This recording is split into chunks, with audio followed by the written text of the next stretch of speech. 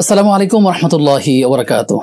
বিসমিল্লাহ আলহামদুলিল্লাহ ওয়াসসালাতু ওয়াসসালামু আলা রাসূলিল্লাহ ওয়া আলা আলিহি ওয়া আসহাবিহি আজমাইন, আম্মা বা'দ। প্রিয় দর্শক শ্রোতা, আপনাদের প্রত্যেককে স্বাগত জানাচ্ছি। আপনারা দেখছিলেন আমানত শাহ লুঙ্গি নিবেদিত আসিয়াম, পাওয়ার্ড বাই আমানত শাহ গ্রুপ, কো-স্পন্সর ভাই মিয়া। প্রিয় দর্শক, আমাদের সঙ্গে আব্দুল কাহার রয়েছি। আজ আমরা আলোচনা করতে চাই রমাদানের শেষ দশকের গুরুত্বপূর্ণ এক আমল, তিনি হচ্ছে কদর। এই কদর কোন দিন হতে পারে, কদরে কি কি আমল আছে, করণীয় বর্জনীয়, এই বিষয়গুলো নিয়ে আমরা আজকে আলোচনা শুনবো। আমাদের সাথে দুজন অতিথি যুক্ত হয়েছেন। আমাদের সাথে যুক্ত আছে আমাদের ডান দিকে হাফেজ মাওলানা মুস্তাকিম বিল্লাহ মাসুম। আসসালামু আলাইকুম রহমতুল্লাহ। ওয়ালাইকুম আসসালাম রহমতুল্লাহি ওয়া বারাকাতুহু। আমাদের সাথে যুক্ত আছেন মাওলানা মাসুম বিল্লাহ মাজহার। আসসালামু আলাইকুম ওয়া রাহমাতুল্লাহি ওয়া বারাকাতুহু। ওয়ালাইকুম আসসালাম রাহমাতুল্লাহি ওয়া বারাকাতুহু। আপনাদের দুজনকে স্বাগত জানাচ্ছি আমাদের আজকের পর্বে। শুকরিয়া। বারাকাল্লাহু ফিকুম। শুরুতে আমাদেরকে বলুন মাসুম বিল্লাহ মাজহার, আপনি আমাদেরকে জানাবেন যে আসলে আমরা যেই রাতকে খোঁজার চেষ্টা করি, মানুষ ইতিকাফ করে, ইতিকাফের মধ্যেও এই লাইলাতুল কদর অন্বেষণ করার চেষ্টা করে, এই লাইলাতুল কদর কি এবং কেন, এই বিষয়টি আমাদেরকে ধারণা দিবেন। ইন্নাল হামদুলিল্লাহ ওয়াসসালাতু ওয়াসসালামু আলা রাসূলিল্লাহ, আম্মা বা'দ। আউযু বিল্লাহি মিনাশ শাইতানির রাজীম। বিসমিল্লাহির রহমানির রহিম। লাইলাতুল কদর খায়রুম মিন আলফি শাহর। ধন্যবাদ বিজ্ঞ উপস্থাপক আপনাকে আমাকে চমৎকার একটি বিষয় অবতারণা করবার জন্য। লাইলাতুল কদর উম্মতে মুহাম্মাদের জন্য একটি যতগুলো নিয়ামত আল্লাহ তাআলা বিশেষভাবে দিয়েছেন, তোর মধ্যে আমরা বলতে পারি সর্বশ্রেষ্ঠ নিয়ামত। এই নিয়ামতের যে যদি আমি ব্যাকগ্রাউন্ডের সংক্ষেপে বলি, আমরা যদি পিছনের উম্মতদের দিকে ফিরে যাই, অন্যান্য নবী রাসূলদের যে হায়াত দেওয়া হতো, তাদের উম্মতদেরকে যে হায়াত দেওয়া হতো, সেই হায়াতের মধ্যে তারা 1000 বছর হায়াত পেত কমপক্ষে অনেক সময়। তো এই লম্বা হায়াতের তারা পেয়ে, এই হায়াত যখন তারা পেত, তখন তারা বিশেষভাবে হায়াত লম্বা পাওয়ার কারণে ইবাদত বন্দেগীর যে ফিরিস্তি সেটা লম্বা হতো। তো রাসূল করিম সাল্লাল্লাহু আলাইহি ওয়াসাল্লাম তার সাহাবাদের সামনে যখন তাদের ইবাদতের ফিরিস্তি বর্ণনা করতেন, লংগিভিটি বর্ণনা করতেন, তখন সাহাবারা সামটাইমস হতাশ হয়ে যেত। আমাদের এই অল্প সময়ে উম্মতে মুহাম্মাদের যে 65-75 বছরের এভারেজ হায়াত, এই হায়াতের মধ্যে এত লম্বা ইবাদত, এত বেশি নেকি অর্জন করা কঠিন হয়ে যেত। তো এই যে সাহাবাদের এই মনোকষ্ট, এই যে হতাশা, এই হতাশা কাটিয়ে ওঠার জন্য আল্লাহ রাব্বুল আলামিন সাহাবা সহ আমাদের কিয়ামত পর্যন্ত যত রাসূলের সাহাবা যত উম্মত আসবেন, সবাইকে আশার বাণী শোনানোর জন্য, সবাইকে পরকালমুখী হওয়ার জন্য আল্লাহ রাব্বুল আলামিন এই লাইলাতুল কদর উম্মতে মুহাম্মাদকে বিশেষভাবে উপহার দিয়েছেন। লাইলাতুল কদর এই মহিমান্বিত রজনী কেন মহিমান্বিত হলো? আমরা যদি একবারে বেসিকের দিকে ফিরে যাই, মূলের দিকে ফিরে যাই, তাহলে আমরা দেখতে পাই কুরআনুল কারীম এই সীমা শাহরু রমাদান আল্লাযী উনজিলা ফীহিল কুরআন হুদাল লিন-নাস ওয়া বায়িনাতিন মিনাল হুদা ওয়াল ফুরকান। এই রমাদান মাসে কুরআন নাজিল হওয়ার কারণে এই রমাদান মাস বছরের 12টি মাসের মধ্যে সর্বশ্রেষ্ঠ মাসে রূপান্তরিত হয়েছে। এই রমাদান মাসে কুরআন নাজিল হওয়ার কারণে এই লাইলাতুল কদরের রজনীতে আল্লাহ রাব্বুল আলামিন কুরআন নাজিল করেছেন। এই জন্য এই রাতের এত ফজিলত হয়েছে।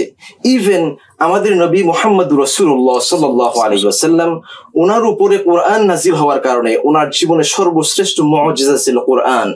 এবং প্রত্যেকটি নবী রাসূলের বিশেষ বিশেষ মর্যাদা ছিল, কিন্তু আমাদের নবী করিম সাল্লাল্লাহু আলাইহি ওয়াসাল্লামের পুরোটা জীবনই একটা মিরাকল ছিল, একটা একটা আনপ্রেসিডেন্টেড যে কোয়ালিটি, মানুষের নজিরবিহীন যে কোয়ালিটি গুলো থাকার কথা প্রয়োজন, সেটা আমাদের মুহাম্মদুর রাসূলুল্লাহ সাল্লাল্লাহু আলাইহি ওয়াসাল্লামের ছিল। সেটা ছিল শুধুমাত্র কুরআন ওনার উপর নাজিল হওয়ার কারণে। আর এই সবে কদর বা লাইলাতুল কদর যেটাকে আমরা বলি, এটা নিয়ে সূরা জারিয়াতের মধ্যে আল্লাহ রাব্বুল আলামিন বলছেন ফিহা ইউফরাকু কুল্লু আমরিন হাকিম। এই সেই মহিমান্বিত রজনী, যে রজনীতে আল্লাহ রাব্বুল আলামিন একটা মানুষের পরবর্তী 1 বছর একটা বান্দা বান্দীদের যে তাকদীরের যে চেঞ্জ হয়, এই কিছু তাকদীর চেঞ্জেবল, কিছু আছে আনচেঞ্জেবল। যে তাকদীর গুলো চেঞ্জ করা যায়, দোয়ার মধ্যে দিয়ে পরিবর্তন করতে পারে, বান্দা তার ভালো কাজের মধ্যে দিয়ে পরিবর্তন করতে পারে, কি পরিবর্তন হবে আর কি হবে না সেটা নির্ধারণ করা হয় এই লাইলাতুল কদর রজনীতে। সুতরাং এই রাতের এত বেশি এবং ব্যাপক মর্যাদা রয়েছে, যেটার মধ্য দিয়ে আমরা রাসূল করিম সাল্লাল্লাহু আলাইহি ওয়াসাল্লাম স্পষ্ট করে বলছেন মান কামা লাইলাতুল কদর ঈমানান ওয়া ইহতিসাবান গুফিরা লাহু মা তাকাদ্দামা মিন যামবি। এই হাদিসটা পুরো রমাদান মাসের হাদিসের সিনোনিম। যে আল্লাহ রাসূল অপর দিকে বলছেন মান কামা রমাদান ঈমানান ওয়া ইহতিসাবান গুফিরা লাহু মা তাকদ্দামা মিন যামবি, পুরো মাসে যে ব্যক্তি কিয়ামুল লাইল করবে আল্লাহ রাব্বুল আলামিন তার পূর্ববর্তী সকল গুনাহ ক্ষমা করে দিবেন। ঠিক সেম ক্যাটাগরি সেম হাদিস বর্ণনা করেছেন লাইলাতুল কদরের ব্যাপারে, যে মান কামা লাইলাতুল কদর ঈমানান ওয়া ইহতিসাবান গুফিরা লাহু মা তাকদ্দামা মিন যামবি। এই একটি রাত্রি, মানে যদি একটি রাত আমরা ফিক্সড করে বলার সুযোগ নেই, এখানে কমপক্ষে 5টি বেজর রজনীগুলো রয়েছে। শেষ দশকের 21, 23, 25, 27 এবং 29 এই রাতগুলোতে যে ব্যক্তি লাইলাতুল কদর অন্বেষণ করবে এবং এই রাত্রিগুলোতে নফল নামাজের মধ্য দিয়ে রাত্রি কাটিয়ে দিবে, আল্লাহ রাব্বুল আলামিন বলছেন, আল্লাহ রাসূল বলছেন যে এই ব্যক্তির তার পূর্ববর্তী সকল গুনাহ সগীরাগুলো আল্লাহ রাব্বুল আলামিন ক্ষমা করে দিবেন। সুবহানাল্লাহ। জি, তো এই কদরকে কেন্দ্র করে তো একটা সূরাও আছে, এই সূরার মধ্যে এই রাত সম্পর্কে কি মেসেজ রয়েছে? চমৎকার প্রশ্ন। এই রাত্রটি এত বেশি মহিমান্বিত, আল্লাহ রাব্বুল আলামিন এই রাত্রকে কেন্দ্র করে পরিপূর্ণ একটি সূরা নাযিল করে দিয়েছেন। আল্লাহ রাব্বুল আলামিন বলছেন ইন্না আনজালনাহু ফি লাইলাতিল কদর ওয়া মা আদরাকা মা লাইলাতুল কদর লাইলাতুল কদরি খায়রুম মিন আলফি শাহর। আল্লাহ তাআলা বলছেন, তার রাসূলকে প্রশ্ন করছেন। এই ধরনের প্রশ্নের প্যাটার্ন আল্লাহ রাব্বুল আলামিন বিভিন্ন গুরুত্বপূর্ণ বিষয় যখন অবতারণা কোরআনে করেছেন, তখনই আল্লাহ তাআলা তার রাসূলকে প্রশ্ন করেছেন। প্রশ্ন করার মধ্য দিয়ে এই ব্যাপারটিকে বেশি এমফাসাইজ করেছেন। প্রশ্ন করে আল্লাহ তাআলা নিজেই সেটা জবাব দিয়েছেন। এটাকে গুরুত্ব বোঝানোর জন্য আল্লাহ তাআলা এখানে প্রশ্ন ছুড়ে দিয়েছেন, তারপর তিনি নিজে জবাব দিচ্ছেন। তারপরে এই রাতের ফজিলত সম্পর্কে আল্লাহ রাব্বুল আলামিন নিজেই স্পষ্ট বলছেন লাইলাতুল কদরি খায়রুম মিন আলফি শাহর। এই সেই মহিমান্বিত, এই সেই গ্রেট নাইট, এই সেই ইবাদতের রজনী, যে রজনী আল্লাহ তাআলার কাছে 1000 মাসের চাইতে বেশি গুরুত্ব রয়েছে। এবং লাইলাতুল কদরি খায়রুম মিন আলফি শাহর তানাজ্জালুল মালাইকাতু ওয়ার রূহু ফিহা বিইذনি রাব্বিহিম মিন কুল্লি আমর সালামুন হিয়া হাত্তা মাতলাইল ফজর। আল্লাহ তাআলা বলছেন এই রাতে আল্লাহ রাব্বুল আলামিন তার পারমিশন ক্রমে জিবরাইল আলাইহিস সালাম এই দুনিয়াতে অবতরণ করেন। এখানে রূহ বলতে জিবরাইল আলাইহিস সালামকে বেসিক্যালি বোঝানো হয়েছে। তিনি তার আন্ডারে যত বিশাল ফেরেশতাগুলো, আনকাউন্টেবল যে ফেরেশতা রয়েছে, তাদেরকে নিয়ে এই দুনিয়াতে বিচরণ করেন এই পুরো রাত্রব্যাপী। হাত্তা মাতলাইল ফজর, ফজর উদিত হওয়া পর্যন্ত তিনি তার পুরো ফেরেশতা যে কুল রয়েছে সেই ফেরেশতা কুল নিয়ে তিনি এই দুনিয়াতে অবস্থান করেন। আপনার কাছ থেকে গুরুত্বপূর্ণ তথ্য পেলাম, আমরা জানবো আরো কিছু বিরতির পর ইনশাআল্লাহ তাআলা। প্রিয় দর্শক, আপনারা দেখছিলেন আমানত শাহ লুঙ্গি নিবেদিত আসিয়াম, পাওয়ার্ড বাই আমানত শাহ গ্রুপ, কো-স্পন্সর ছিলেন ভাই মিয়া। প্রিয় দর্শক, সময় হচ্ছে একটা বিরতি, ফিরছি কিছুক্ষণ পর, সাথে থাকুন।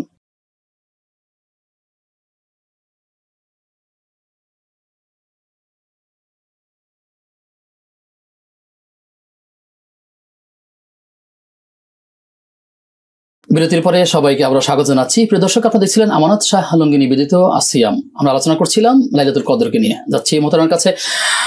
জনাব মুস্তাকিম বিল্লাহ মাসুম, আপনি আমাদেরকে জানাবেন যে লাইলাতুল কদরকে কেন্দ্র করে আসলে কোন কোন আমাল আমাদের করা উচিত?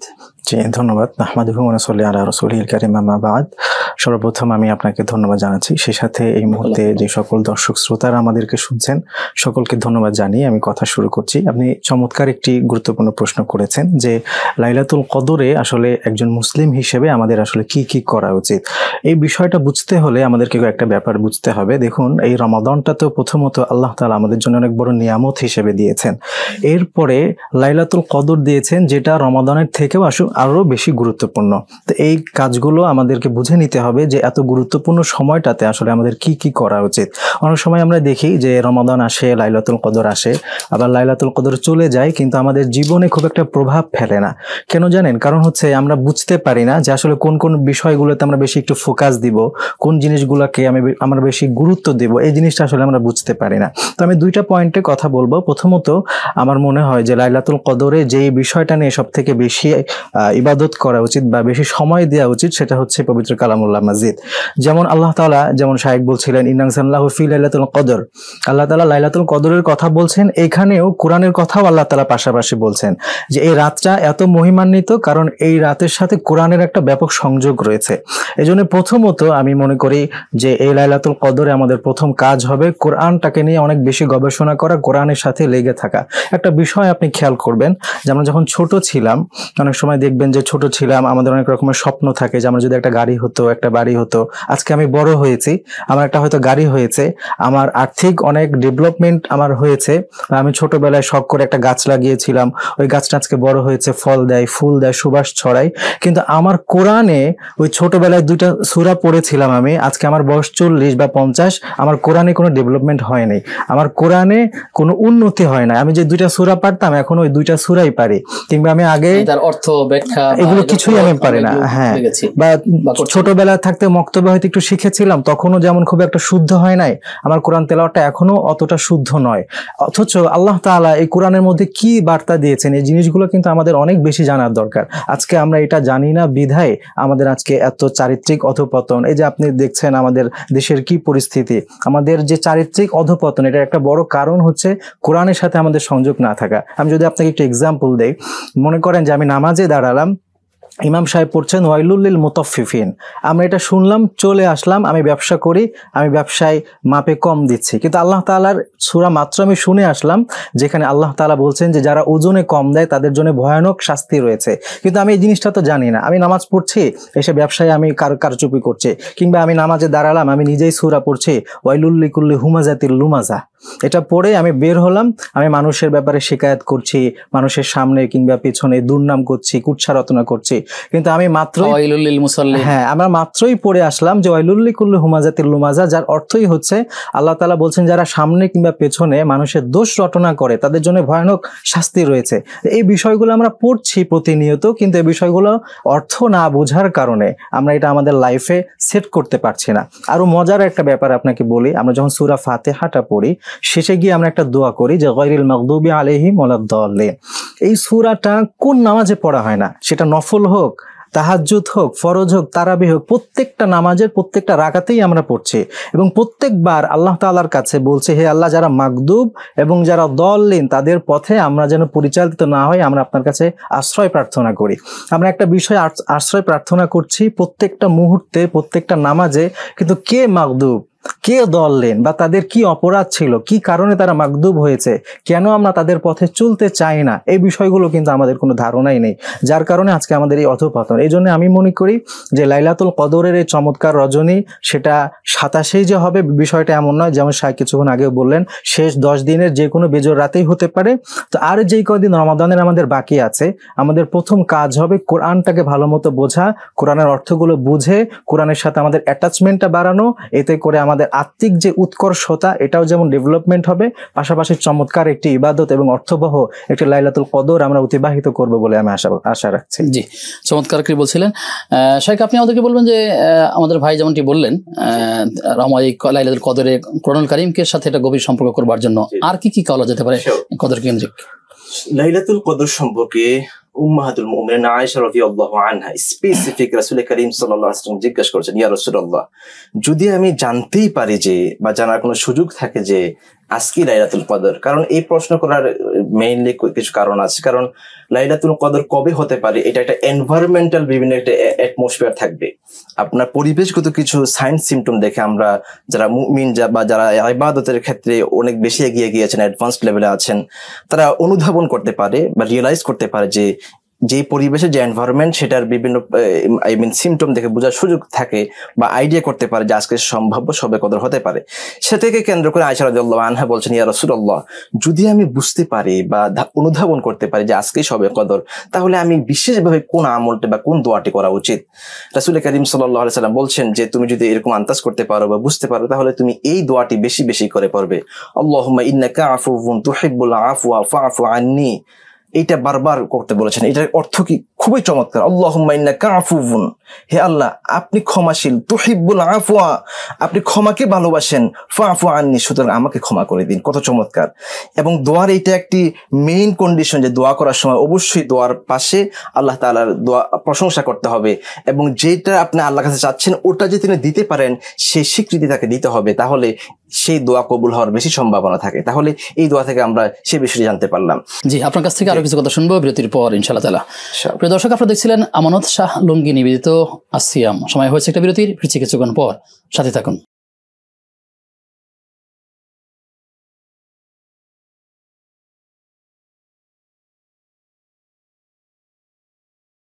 বিরতির পরে সবাইকে আবারও স্বাগত জানাচ্ছি। প্রিয় দর্শক, আপনারা দেখছিলেন আমানত শাহ লুঙ্গি নিবেদিত আসিয়াম, পাওয়ার্ড বাই আমানত শাহ গ্রুপ, কো-স্পন্সর বাই মিয়া।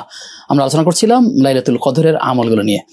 মোহতারাম, আপনি আমাদেরকে জানাবেন, আমরা এই লাইলাতুল কদরে যখন আমরা উপনীত হই বা এই রমাদান যখন শেষ দিকে চলে আসে, আমাদের রাসূল সাল্লাল্লাহু আলাইহি ওয়াসাল্লামের নিয়ম ছিল তিনি পরিবারের সদস্যদেরকে নিয়ে ইবাদতে মগ্ন থাকতেন, জাগিয়ে দিতেন, নির্গম থাকতেন। কিন্তু আমাদের সমাজ যারা আমরা এই শহরে কিংবা গ্রামে শেষ দশক আসলেই অথবা শেষে খুব কাছাকাছি যখন ঈদের আগে আগে চলে আসে, তখন কেনাকাটা, বাজার এবং মসজিদমুখী না হয়ে বরং আমরা বাজারমুখী হয়ে যাই। কি বলবেন এক্ষেত্রে, করণীয়টা? হ্যাঁ, আপনি চমৎকার একটি পয়েন্ট আপনি আমাদের মাঝে তুলে ধরেছেন।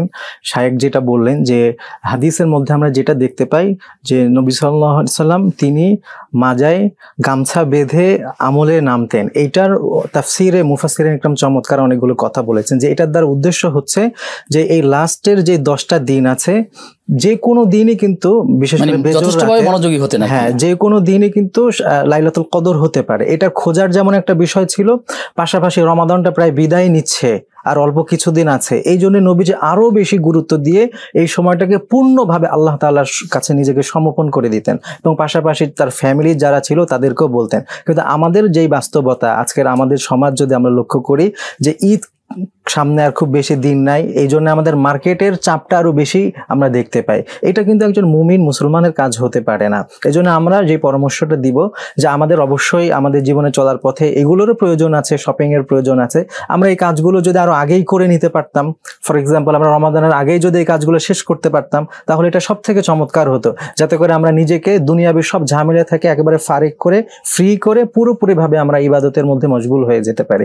এটা আমি মনে করি সব থেকে বেটার হবে। এবং এখনো যেহেতু সময় আছে, যে সকল ভাইদের এই নিয়ত আছে যে আমাদের শপিং করতে হবে বা এটা করতে হবে, আমি বলবো যে আমাদেরকে একটা সময় নির্ধারণ করতে হবে। আমি দুনিয়াবি কিছু কাজ যদি আমার থাকে, ওটুকুর মধ্যে যত দ্রুত সম্ভব সেরে নিয়ে আমি পূর্ণভাবে ইবাদতে নিজেকে মশগুল করব, নামাজ সহ। উনি যে কিয়ামুল লাইলের কথা বললেন, পাশাপাশি এই জায়গায় আমি আরেকটি কথা বলতে চাই যে অনেক সময় আমাদের, বিশেষ করে আপনি গ্রামগঞ্জেরও কথা বললেন, অনেকে আমাদেরকে প্রশ্ন করে যে কয় রাকাত পড়লে ভালো হয় বা নির্দিষ্ট কোনো সূরা আছে কিনা যেটা দিয়ে আমি ইবাদতটা করতে পারি। এরকম কোনো কথা কোরআন হাদিসে নাই, যেটা শায়খও বললেন আমিও বলছি। কিন্তু এই রাতে একটি কাজ আমরা করতে পারি। আমাদের জীবনের অনেক নামাজ কিন্তু কাজা আছে প্রিয় ভাই, অনেক সেজদায় তেলাওয়াত কাজা আছে। তো আমরা যখন নফল পড়ি, আমরা চাইলে কিন্তু এই কাজা নামাজগুলো আদায় করতে পারি। অর্থাৎ বেশি বেশি নফল আমরা পড়ে নেব। হ্যাঁ, নফল পড়ে নেব। পাশাপাশি আমার জীবনে যে কাজা নামাজগুলো হয়ে গেছে, আমি সেইগুলো এই সময়টাতে বেশি বেশি আদায় করলাম। তাহলে আমার এক তো নামাজের মধ্যেও আমি কাটালাম, কিয়ামুল লাইলও আমার হলো, পাশাপাশি আমার যে কাজা নামাজগুলো ছিল ওইগুলো একটু একটু করে আমার জীবন থেকে রিমুভ হতে লাগলো। আমি মনে করি এটি খুব অত্যন্ত চমৎকার একটা আমল হবে ইনশাআল্লাহ। জি, ইনশাআল্লাহ তাআলা।